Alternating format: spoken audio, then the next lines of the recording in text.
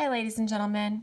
Practice 5, number 1 is really more of a review of algebra last year. Being able to factor is a super important skill for Math 3.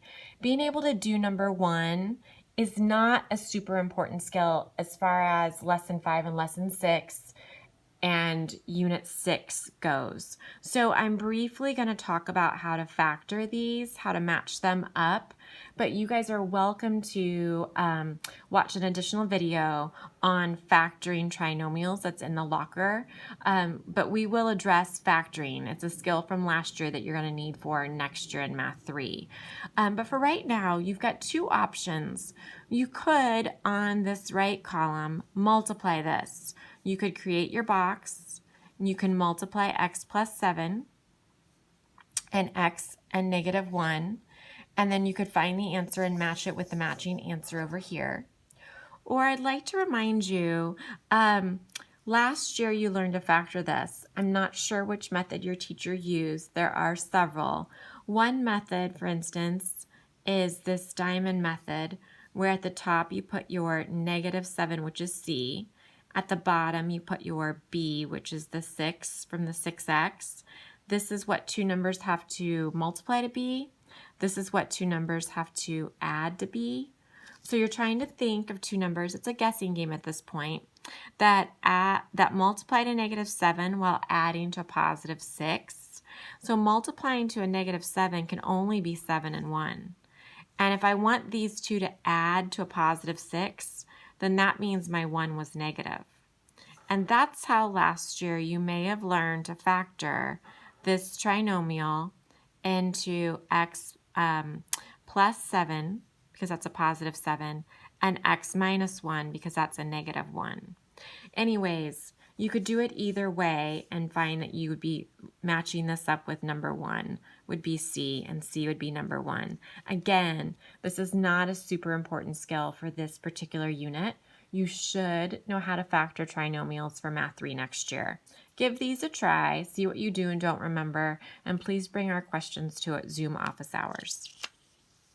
So for number 2, this is the one where you have to gather the x terms, gather your y terms, and you want to rewrite it in factored form. So I think about the square root of the first and the square root of my last, and I would have x, and the square root of 16 is 4, and the sign would be minus. So I know that x squared minus 8x plus 16 factors into x minus 4 squared. Plus, I do the square root of my third term, which would be 5, and the square root of y squared, which is y, and I get y and 5. And since my middle term is positive, I know it's a positive. And then 81 is really 9 squared. So at this point, now that we've done this, you should be able to find the radius of your circle and the center of your circle. Writing 3 perfect square trinomials. This really has lots of answers, oodles and oodles of answers. Remember, we did this in 5.2 in the lesson. We took perfect square trinomials and we wrote them as squared binomials. So if it's easier for you, you could start with a squared binomial, for instance, and you could multiply this out with box method, and you would get x squared plus 6x plus 9. If you were doing well with our pattern, this is my a squared plus 2ab plus b squared, and you can create them and factor them. That's even better. But you just want to be able to write a few examples right here. So this now is going to a previous lesson. We're talking about the diameter of a circle. As a reminder, a diameter goes all the way across my circle from one side to the other side, and it goes through my center. So it says the diameter of the circle has endpoints 12, 3, and negative 18, 3. And it wants me to write the equation of my circle. So let's think about what this graph might look like. So negative 18, 3, negative 18 in the x direction. Let's pretend like that might be right here. And then 3 in the y direction, up 3. Let's pretend that this is our negative 18, 3, since I don't have graph paper out at the moment. The other endpoint is at 12, 3. So now let's come over 12 and let's go up that same 3. So this is 12, 3. That's supposed to be a diameter of my circle. So Right now, I'm just sketching the circle in. You guys don't take it too seriously. I'm just trying to help us kind of visualize this in our head. This is a circle, and this is my diameter. It goes through my center. So it wants me to write the equation. Well, remember to write the equation, I need to know the center, because I have x minus h squared plus y minus k squared equals my r squared. So I need to figure out what my center is. My center is my HK, and I need to figure out what my radius is. So the radius is actually the easiest one to come by out of the two. If I'm looking at this, this is a horizontal line from -18 all the way over to 12. So let's figure out how far across my diameter is. So -18 to get to the y-axis, and or 18 units. I have to count 18 times to get to the y-axis, plus 12 more times to get to here. 18 and 12 would give me a total distance of 30. My diameter has a total distance of 30 units. So then my radius should be half of that. Your radius is half your diameter. So it looks like my radius for this circle is 15. I can figure out my centers then. If my radius is 15 units away from this point, as well as 15 units away from this point, all I have to do is count in 15 units from -18. Looks like I'd be at -3,3. And I'd have to count over 15 units from 12,3. So I go 12 units to get to the y-axis, and I need to go 3 more to get to 15 units. So it looks like my center would be at -3,3. I know it doesn't look like that from my picture, but this is a sketch that's not drawn very well, or not drawn to scale. But -3,3 would be halfway in between these 2 points. It would be the center of my circle, -3,3.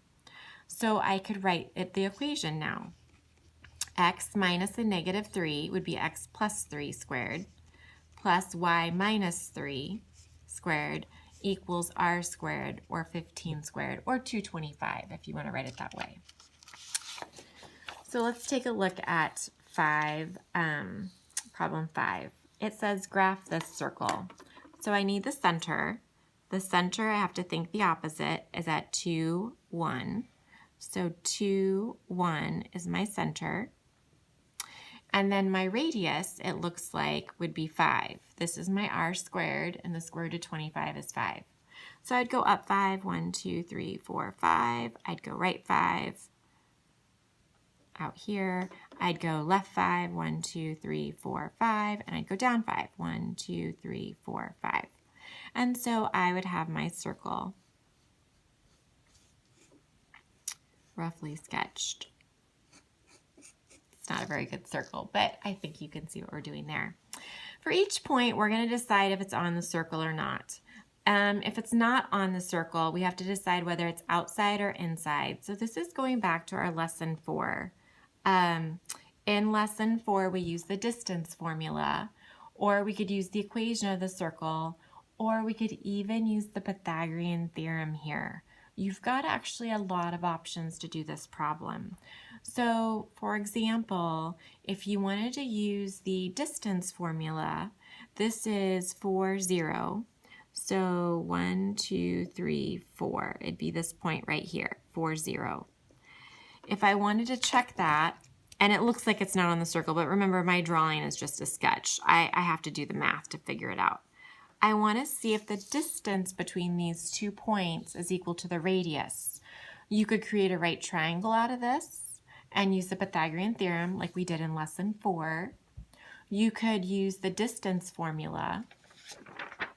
As a reminder, that was the difference in my x terms squared plus the difference in my y terms squared, to see if you get a 5 when you use the 2, 1 and the 4, 0.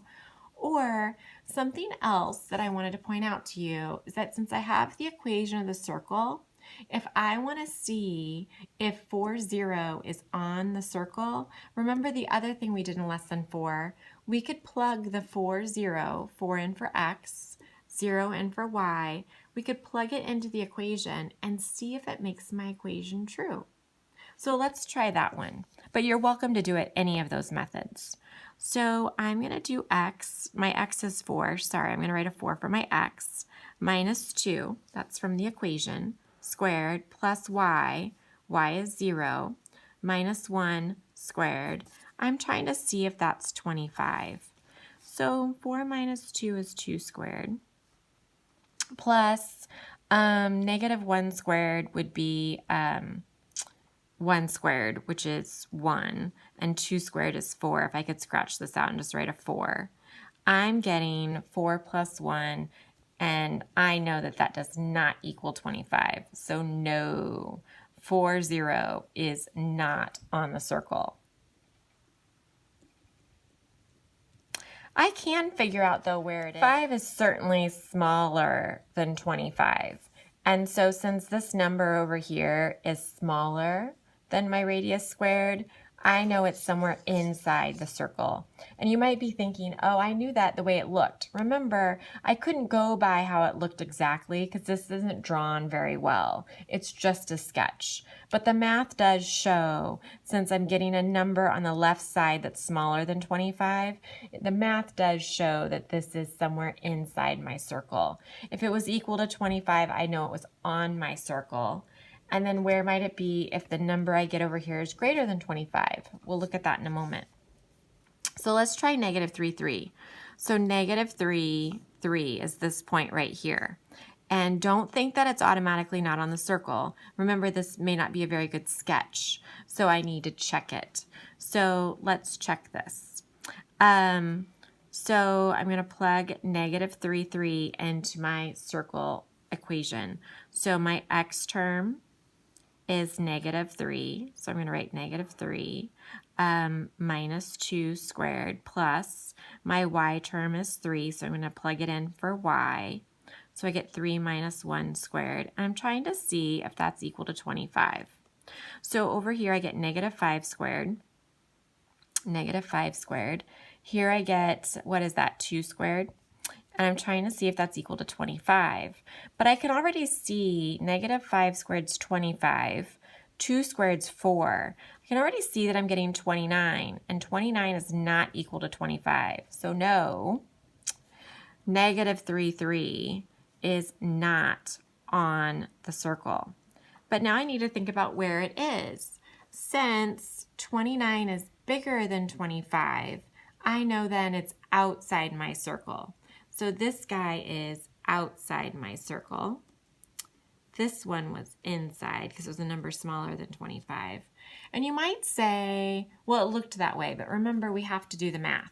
So you do negative 2 on your own and see what you get for that. So it says, how can you use the distance calculations to decide if a point is on the circle, inside the circle, or outside the circle? So think about what we were thinking about with our numbers and how they compared to our radius squared of 25. Number 6 is a problem that you should be able to do at this point. So take a look at it and take a look at our answer. Number 7 is about a triangular prism. So remember, this is actually about a shape that has a triangle top and a triangle bottom. And it's connected. It looks like this. This is a snapshot of this base down here. They're saying this is 4. They're saying this is 25 right here. So and then this prism is 6 units high. They want to know the volume. Remember, the volume of a prism is big B times H. This is one where sometimes we had trouble because my big B, my volume in this case, is 1/2 the triangle's base times the triangle's height, all times then the prism's height. So be careful, there's a lot of H's there. And you're going to have to use trig to find your missing side of your triangle. So this is a great problem. It's a great review of our volume unit. So give this guy a try, and he's in the locker. And if you have any problems, please bring it to our Zoom office hours. Thank you so much.